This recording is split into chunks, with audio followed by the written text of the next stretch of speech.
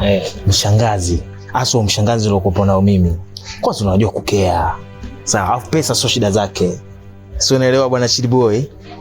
Nalishwa, naogeshwa, nalala pazuri. In short na enjoy bro. Si unajua? Chidi boy. Yaani mwenyewe unavimba, unatamba mtoto wake umekulelewa. Lazima nivimbe mzee. Lazima nivimbe sona. Mimi nipo time kwa yule mwanamke. Ananipa pesa, sawa. Na enjoy, sio vizuri. Na wewe unajua zaidi sheli mimi na mwanamke wangu. Nampenda yule mwanamke na malengo naye.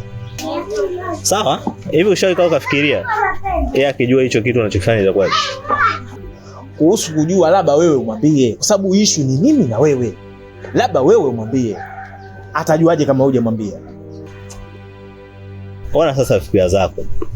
Mimi mambo ni yanihusu. Mimi nakwambia tu, ukinielewa sawa, usiponielewa sawa pia. Kama unahitaji sawa, ana mashangazi wenzie wanaweza pia kuhudumia, au kama vipi, mimi ngoja nipige mshindo wangu sawa, alafu then ile nikuachie wewe baba uendelee napo, ila mimi paka nipige vyangu kwanza baba, si unaelewa vizuri? Mimi hivyo sio vitu vyangu, wazi mwenyewe unajua hicho ni kitu ambacho alipiga vita kila siku, au sio?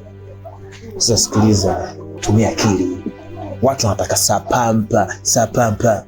Upo wapi mzee wangu? Utaishi hivyo mpaka lini?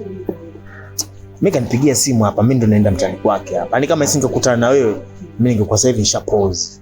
Sawa. Watu ngoja tukaangalie sapampa. Wewe shamba. Vipi babu?